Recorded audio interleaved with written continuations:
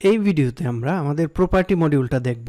তো প্রপার্টি মডিউলে property create করা যায়, প্রপার্টি রেন্ট দেওয়া যায়, রেন্টের টাকা কালেকশন করা যায় এবং ফাইনালি বিভিন্ন ধরনের রিপোর্ট দেখা যায়।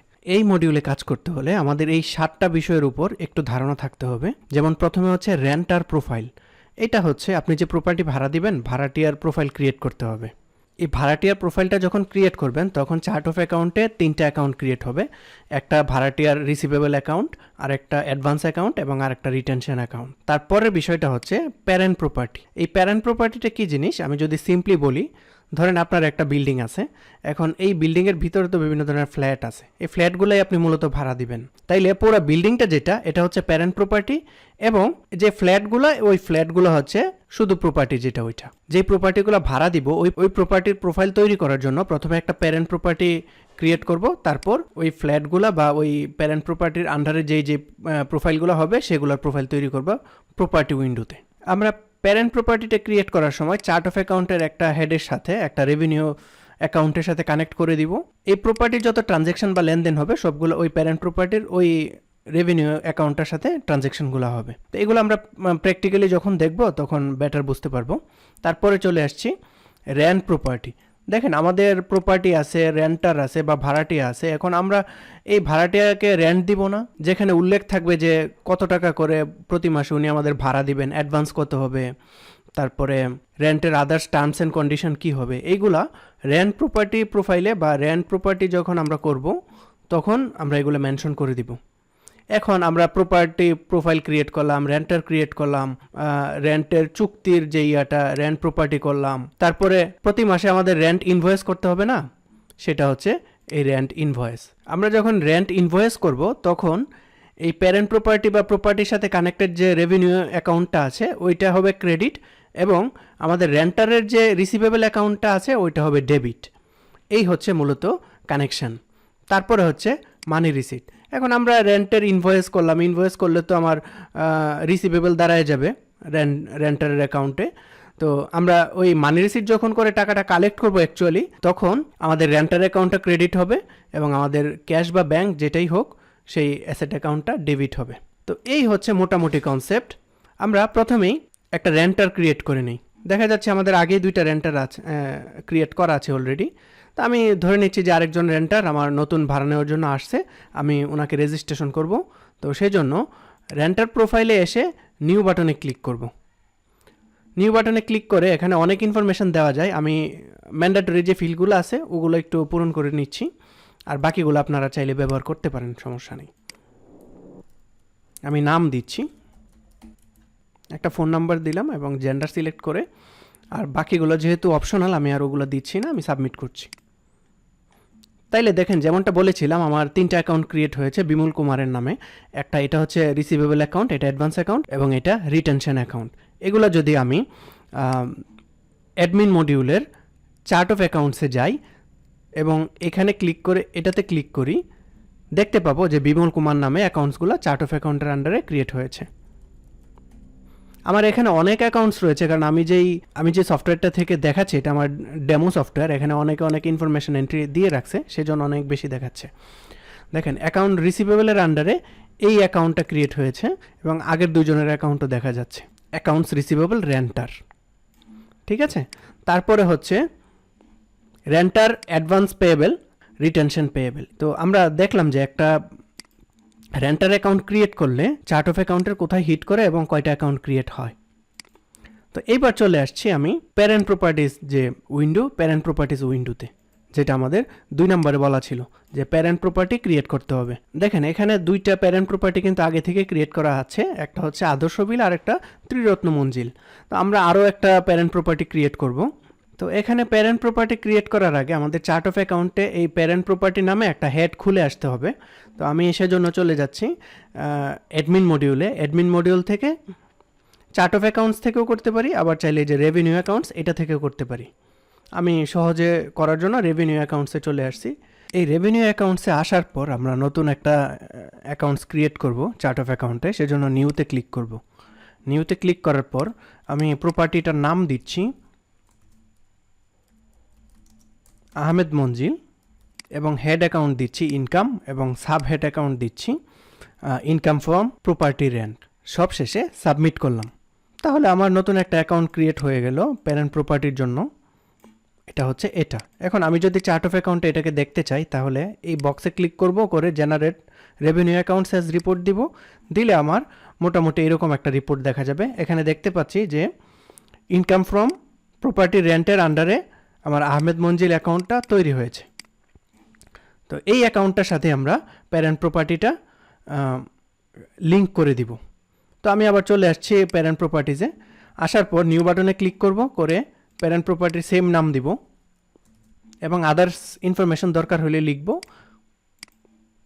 আর এখানে ইনকাম অ্যাকাউন্টটাকে বসিয়ে দিব। তাহলে এই আহমেদ মঞ্জিল যেটা, এটা এই অ্যাকাউন্টের সাথে ট্রানজ্যাকশনগুলো হবে এবং এটার আহমেদ মঞ্জিলের আন্ডারে যত প্রপার্টি ক্রিয়েট করা হবে, ফ্ল্যাট এ বি সি যাই হোক, সবগুলা এটার সাথে ট্রানজ্যাকশন হবে। তো আমাদের রেন্টার প্রোফাইল হইল, প্যারেন্ট প্রপার্টি হইল। এবার আমরা প্রপার্টি ক্রিয়েট করব। চলে আসলাম প্রপার্টি প্রোফাইল উইন্ডোতে। আসার পর নতুন একটা প্রপার্টি ক্রিয়েট করার জন্য নিউ বাটনে ক্লিক করছি। করার পর স্ট্যাটাস সেট করছি। তারপর নেমটা আমরা এরকম দিতে পারি, এখানে একটা সাজেশন দেখাচ্ছে, আমরা টাইপ করে নিব এবং এটার ইউনিট সেট করছি এবং অ্যাপ্রক্সিমেট একটা রেন্ট কত হইতে পারে মান্থলি আমরা ওইটা লিখে দিচ্ছি। এটা পরবর্তীতে কিন্তু চেঞ্জ করা যাবে, এখানে জাস্ট ইনফরমেশন হিসেবে স্টোর থাকবে। ইউটিলিটি চার্জ কত আসতে পারে সেটা দিলাম। সিকিউরিটি ডিপোজিট আমরা ওয়ান টাইম একটা নেই না, ওইটা কত নিব এই ইয়ার ক্ষেত্রে, আমি এটার ক্ষেত্রে 15,000 মানে 1 মাসের অ্যাডভান্স রেন্ট লিখে রাখছি। তারপরে প্রপার্টি ক্যাটাগরি দিচ্ছি। প্রপার্টি ক্যাটাগরি এটা হচ্ছে একটা রেসিডেন্সিয়াল বিল্ডিং এবং প্যারেন্ট প্রপার্টি দিচ্ছি যেটা একটু আগে ক্রিয়েট করে আসলাম, আহমেদ মঞ্জিল।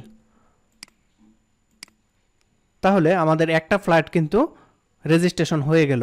আমরা আরও একটা উদাহরণের জন্য ক্রিয়েট করে নিই, এটাকে হয়তো বলতে পারি যে ফ্ল্যাট বি এবং এটা একটু অনেক বড়, ধরে নিচ্ছি 2000 স্কোয়ার ফিট এবং এটা ধরে নিচ্ছি 20,000 টাকা হচ্ছে এটার রেন্ট এবং ইউটিলিটি বিল 5,000 টাকা এবং 1 মাসের সিকিউরিটি ডিপোজিট নিব।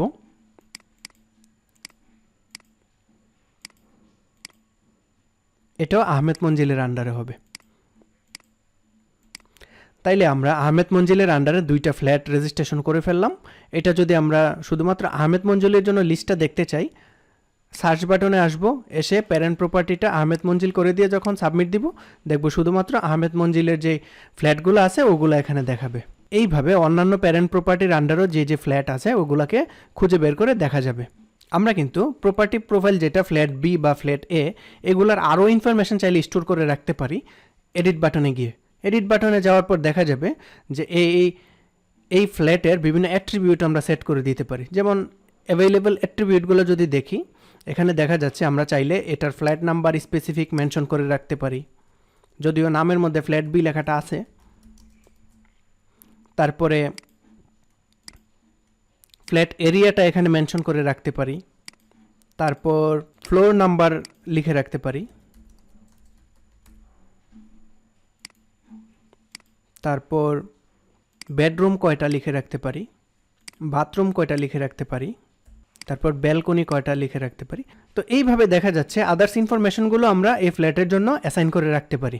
এটা জাস্ট ইনফরমেশনের জন্য, কেউ যদি জানতে চায় এই ফ্ল্যাটে কী কী জিনিস আছে, যাতে কেউ এই প্রোফাইলটা দেখেই বলতে পারে, সেজন্য এই ইনফরমেশনগুলো সেভ করে রাখার সুযোগ রয়েছে।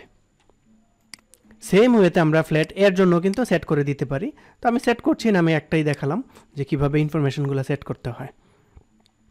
তো এইবার আমরা আমাদের রেন্টার প্রোফাইল তৈরি করেছি, প্যারেন্ট প্রপার্টি তৈরি করেছি এবং প্যারেন্ট প্রপার্টির আন্ডারে আমাদের যে প্রপার্টি বা ফ্ল্যাটগুলো ওগুলোকে তৈরি করেছি। দেখেন এই রেন্টার যখন এই প্রপার্টিটা ভাড়া নিতে আসবে, আসার পর আমরা ওনাদের সাথে যেই শর্তে ভাড়াটা দিব, এই শর্তগুলো দিয়ে আমরা রেন্ট প্রপার্টি ক্রিয়েট করব আর কি, বা প্রপার্টিটাকে রেন্ট দিব। তো রেন্ট দেওয়ার জন্য আমরা রেন্ট প্রপার্টি নামে একটা উইন্ডো আছে, এখানে চলে আসব। এখানে আসার পর নিউ বাটনে ক্লিক করব। ভাড়াটিয়াকে আমার ফ্ল্যাটটা রেন্ট দেওয়ার জন্য অপশনগুলো দেখা যাবে। তো আমি স্ট্যাটাস সেট করলাম এবং ভাড়াটিয়াকে বিমল কুমার, এবং এটা হচ্ছে বিজনেস ইউনিট। আপনার যদি আলাদা আর কোনো ইউনিট, অর্গানাইজেশন বা ব্রাঞ্চ না থাকে, তো এখানে হেড অফিস বা আপনার কোম্পানির নাম বা আপনার প্রতিষ্ঠানের নাম দেখা যাবে, সেটা সিলেক্ট করবেন। প্যারেন্ট প্রপার্টি হচ্ছে আহমেদ মঞ্জিল, এবং রেন্টেবল প্রপার্টিটা হচ্ছে আমি ভাড়া দিচ্ছি মনে করি যে ফ্ল্যাট এ। তো ফ্ল্যাট এ সিলেক্ট করলে ওই যে আমরা ফ্ল্যাট এ ক্রিয়েট করার সময় যে ইনফরমেশনগুলো সেট করে আসছিলাম ওগুলো কিন্তু এখানে অ্যাপ্লাই হয়ে গেছে। এইবার আমরা চাইলে, আমরা যদি ওনার সাথে আমাদের কমিটমেন্ট হয় যে না আমরা ভাড়া এত না, আমরা 14,500 টাকা ভাড়া দিব, তাইলে এখানে 14,500 লিখব। ইউটিলিটি বিল যদি এত না হয় 4,000 হয় তো সেটা আমরা লিখব। সিকিউরিটি ডিপোজিট যদি এই অ্যামাউন্টটা আমরা নেই এটা নিব, এবং এই কন্ট্রাক্টটার ভ্যালিডিটি কত হবে এটা একটা ডেট রেঞ্জ এমনি দিয়ে দিব ইনফরমেশনের জন্য, এটা কিন্তু অন্য কিছু না। আমি জাস্ট 25 সাল পর্যন্ত একটা ডেট দিয়ে দিচ্ছি, মানে 1 বছর 2 বছর 5 বছর, আচ্ছা এটাকে 30 সাল পর্যন্ত দিয়ে দিলাম। এবং পরবর্তী রেন্টটা চার্জ হবে কত তারিখে এটা দিয়ে দিব। আমি ধরে নিচ্ছি যে সামনের মাসের 30 তারিখ রেন্টটা চার্জ হবে। তো এই সমস্ত ইনফরমেশনগুলো দিয়ে আমি যখন সাবমিট করব, তাইলে আমার এই ফ্ল্যাট এ যেটা, এই যে এই ফ্ল্যাট এ এটা কিন্তু ভাড়া দেওয়া হয়ে গেল। আর এই ভাড়ার শর্তগুলো হচ্ছে এইগুলা, যে মাসে এত টাকা দিতে হবে, ইউটিলিটি চার্জ এত, সিকিউরিটি ডিপোজিট এত, এবং কন্ট্রাক্টটা ভ্যালিড থাকবে এত থেকে এত পর্যন্ত। এছাড়াও যদি আমাদের এডিশনাল কোনো চার্জ থাকে সেগুলো আমরা এখানে কন্ট্রাক্টে বা রেন্ট প্রপার্টিতে মেনশন করে রাখতে পারি। যেমন আমাদের যদি গ্যাস বিল আলাদাভাবে ধরা থাকে আমরা রাখতে পারি, গ্যারেজ বিল যদি থাকে গ্যারেজ বিল ধরতে পারি, তারপরে যদি ইলেকট্রিক বিল থাকে সেটা ধরতে পারি আলাদা যদি আমরা এটা নেই। তাইলে কত নিব, ধরেন গ্যাস বিল 2,000 টাকা নেই, তারপর গ্যারেজ বিল 3,000 টাকা নেই বা পার্কিং বিল, তারপরে ইলেকট্রিক বিল যদি হয়ে থাকে, এটা জাস্ট আনুমানিক আর কি, প্রতি মাসে তো এটা ভেরিয়েবল, এটা প্রতি মাসে চেঞ্জ হবে, ধরলাম যে 1,500 টাকা। তো এইগুলো দিয়ে আমি যখন সেভ করব, তাইলে ফাইনালি আমার এই যে ফ্ল্যাট বি যেটা আমি ভাড়া দিলাম, এই ভাড়া দেওয়ার ডিটেলগুলো লিপিবদ্ধ করা হইল। এই বিমল কুমার সাহেব যখন এই ফ্ল্যাট ছেড়ে চলে যাবেন, তখন আমরা এখান থেকে ইনঅ্যাক্টিভ করে দিলেই এটা ক্যান্সেল হয়ে যাবে আর কি। তো দেখেন আমরা যে রেন্টার প্রোফাইল করলাম এবং প্রপার্টিটাকে ওনার কাছে রেন্ট দিলাম, চাইলে এই ওনার নামে কিন্তু আরও প্রপার্টি আমরা রেন্ট দিতে পারি। উনি হয়তো আরেকটা দোকান রেন্ট নিতে পারে, উনি হয়তো আপনাদের কোনো একটা গোডাউন রেন্ট নিতে পারে। তাইলে একই রেন্টারের আন্ডারে একাধিক রেন্ট প্রোফাইল কিন্তু আমরা তৈরি করতে পারি। এটা হচ্ছে কন্ট্রাক্ট বা রেন্ট যে দিলাম এটার ইনফরমেশন। তো এটা করলে যেটা হয়, আমার এই যে ফ্ল্যাট এ এটা কিন্তু বুক হয়ে যাবে, মানে এটা আমার ফ্ল্যাটের যে রিপোর্টে দেখতে পাবেন এটার অ্যাভেলেবেল নাই, এটা ভাড়া হয়ে গেছে। তো সেটা কিভাবে দেখতে হয় সেটা দেখার জন্য আমরা চলে যাব এই যে রেন্ট বুকড রিপোর্টে চলে আসলে আমরা দেখতে পাবো যে আমাদের কোন কোন প্রপার্টিগুলো ভাড়া দেওয়া হয়ে গেছে বা বুকড হয়ে গেছে। এই যে দেখেন আমাদের ফ্ল্যাট এ যেটা, এটা কিন্তু রেন্ট বুকড, ঠিক আছে। আর যদি অ্যাভেলেবেল রেন্ট রিপোর্ট দেখতে চাই, মানে আমার কোন কোন প্রপার্টি বা কোন কোন ফ্ল্যাটগুলো ভাড়া দেওয়ার বাকি আছে এটা যদি দেখতে চাই, তাও দেখতে পারবো, কোনো সমস্যা নেই। আহমেদ মঞ্জিল সিলেক্ট করলাম, করার পর দেখতে পাবো যে আমার এই যে ফ্ল্যাট বি যেটা, এটা অ্যাভেলেবেল রয়েছে, মানে এটা আমি ভাড়া দিতে পারবো। তো এই রিপোর্টগুলো কিন্তু দেখা যায়। এই যে আমরা ভাড়াটা দিলাম, ভাড়া দেওয়ার পরে 1 মাস পর কিন্তু আমার ইনভয়েস করতে হবে। ওনার কাছে আমরা কত কী পরিমাণ কী বাবদ পাবো এটা মেনশন করে আমার একটা ইনভয়েস করা লাগবে। ইনভয়েসটা আমরা রেন্ট ইনভয়েসে চলে আসবো। আসার পর এই রেন্ট ইনভয়েসে আসার পর দেখা যাচ্ছে প্রিভিয়াস ইনভয়েসগুলো দেখা যাচ্ছে। তো আমরা নতুন আর একটা ইনভয়েস করব, যার জন্য নিউতে ক্লিক করলাম, করার পর রেন্টার সিলেক্ট করলাম বিমল কুমার, এবং রেন্ট প্রোফাইল হচ্ছে এই যে এটা ফ্ল্যাট এ আমরা ভাড়া দিয়েছিলাম না, এটার জন্য ইনভয়েস করব। এবং কোন মাসের জন্য করব সেটা হচ্ছে, আমি একটা কপি করে নিচ্ছি, ধরে নিচ্ছি যে অগাস্ট মাসের রেন্ট ইনভয়েসটা করব। এখন মান্থলি এই যে এখানে রেন্ট প্রোফাইলটা সিলেক্ট করার পর আমার বিস্তারিত ইনফরমেশন লোড হয়ে গেছে। যেমন মান্থলি ভাড়া ছিল এটা তো আমরা চেঞ্জ করব না। ইউটিলিটি চার্জ ছিল এটা ধরেন দারোয়ান বিল টিল মিলে হয়তো একটু কম হয়েছে এই মাসে 3,000 টাকা, জাস্ট বলতেছি আর কি। এটা আপনারা আপনাদের মতো রিয়েল ইনফরমেশন এখানে ইনপুট দিবেন। হয়তো এখানে ইউটিলিটি চার্জ এখানে উল্লেখ করলে নিচেরগুলো হয়তো দরকার নাও লাগতে পারে। আর যদি নিচেরগুলো দরকার লাগে তাহলে ভাগ ভাগ করে যদি আপনারা নেন, তাহলে এগুলোকে কারেকশন করবেন ওই মাসের জন্য, এই অ্যামাউন্টগুলো চেঞ্জ করবেন। কারণ বিদ্যুৎ বিল তো আর প্রতি মাসে সেই মাসে না, তো এগুলো আপডেট করবেন। এই সব ইনফরমেশন যদি ঠিক থাকে, তাইলে আমি সাবমিট যদি করি, তাহলে আমার ইনভয়েসটা হয়ে গেল। এই যে ইনভয়েসটা হইলো, এখন আমরা যদি এখান থেকে রেন্ট ডিউ রিপোর্টটা দেখি, রেন্ট ডিউ রিপোর্টটা দেখলে দেখা যাবে যে বিমল কুমারের কাছে আমরা আরও 24,000 টাকা পাবো। এই যে 24,000 টাকা আমরা ওনার কাছে পাবো, এটাকে আমরা এবার রিসিভ করব। রিসিভ করার জন্য চলে আসব রেন্ট মানি রিসিপ্টে। রেন্ট মানি রিসিপ্টে আসলে দেখা যাচ্ছে যে ইনভয়েস অ্যামাউন্ট ছিল 24,000 টাকা, লিস্টটা এখানে দেখা যাচ্ছে। ইনভয়েস অ্যামাউন্ট ছিল 24,000 টাকা, পেড অ্যামাউন্ট 0, কারণ আমরা এখনও কোনো টাকা রিসিভ করি নাই। ডিউ অ্যামাউন্টও 24,000 টাকা। তো আমরা টাকাটা রিসিভ করে ফেলি। রিসিভ অ্যামাউন্টে এসে কত টাকা রিসিভ করতেছি, ধরে নিচ্ছি যে 20,000 টাকা উনি পার্শিয়াল একটা পেমেন্ট করছে, তো এটা ক্যাশ অ্যাকাউন্টে রিসিভ করছি।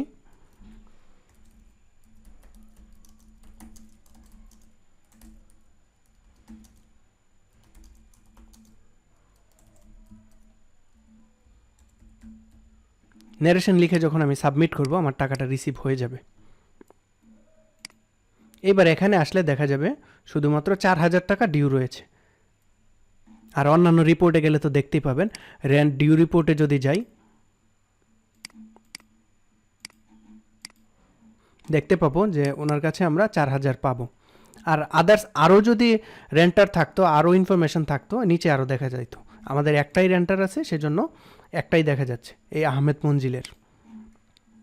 এছাড়াও এখানে আমাদের আরেকটা রিপোর্ট রয়েছে, সেটা হচ্ছে রেন্টার রিপোর্ট। রেন্টার রিপোর্টটা হচ্ছে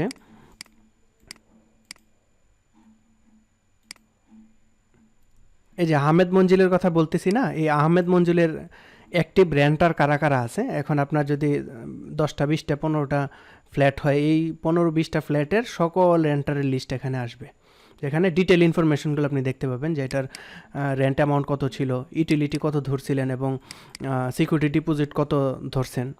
এরকম ডিটেল রিপোর্টটা ওই প্যারেন্ট প্রপার্টির জন্য দেখা যাবে। তো এই তো গেল আমাদের এখানে প্রপার্টি মডিউলের মোটামুটি ফাংশনালিটি।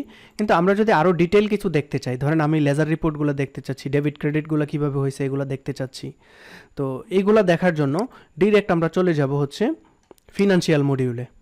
ফিনান্সিয়াল মডিউলে আসার পর আমরা যদি ভাউচার সেকশনে যাই এবং আজকের দিনের ভাউচারগুলো খুঁজে বের করি, ফ্রম ডেট হবে আজকের দিন, টু ডেট হবে আজকের দিন, তাহলে আজকের দিনে এই ভাউচারগুলো ক্রিয়েট হয়েছে, যার মধ্যে এই দুইটা হচ্ছে আমরা যে কাজটা করছি ওই কাজের ভাউচার। প্রথম ভাউচারটা হচ্ছে আমরা যে রেন্ট ইনভয়েসটা করছি সেজন্য, আর দ্বিতীয় ভাউচারটা হচ্ছে আমরা যে মানি রিসিপ্টটা করছি সেজন্য। তো রেন্ট ইনভয়েসের যে ভাউচারটা, ওইটা যদি ওপেন করি দেখা যাবে যে বিমল কুমারের যে রিসিভেবল অ্যাকাউন্টটা ছিল সেটা ডেবিট হয়েছে, এবং আহমেদ মঞ্জিলের জন্য আমরা যেই রেভিনিউ অ্যাকাউন্টটা কানেক্ট করে রেখেছিলাম চার্ট অফ অ্যাকাউন্টের সাথে, সেটা ক্রেডিট হয়েছে। আর আমরা যখন টাকাটা রিসিভ করছি, মানি রিসিপ্ট করছি, তো এটার ভাউচারটা হয়েছে এটা।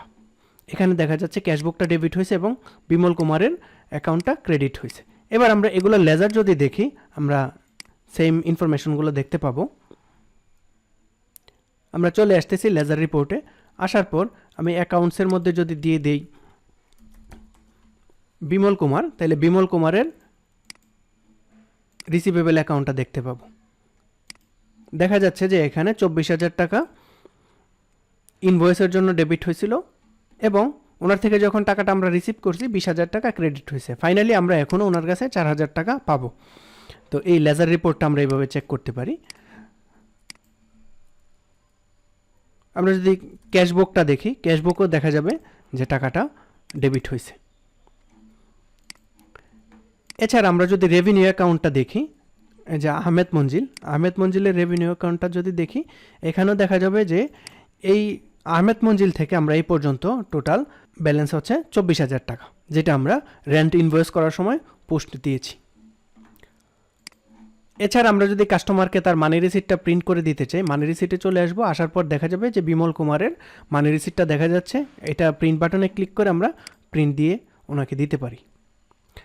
তো এই হচ্ছে মোটামুটি আমাদের এই প্রপার্টি মডিউলটা। এখানে অনেক মডিউল দেখা যাচ্ছে, অতগুলো তো আর দেখা যাবে না। আমরা যেই মডিউলগুলো আপনাদের ইনস্টল করে দিব সেগুলো দেখা যাবে। এর বাইরে আর কোনো মডিউল আছে কি নাই এটা দেখাও যাবে না, বুঝেও যাবে না। তো ধন্যবাদ সবাইকে মনোযোগ দিয়ে ভিডিওটি দেখার জন্য। আল্লাহ হাফেজ।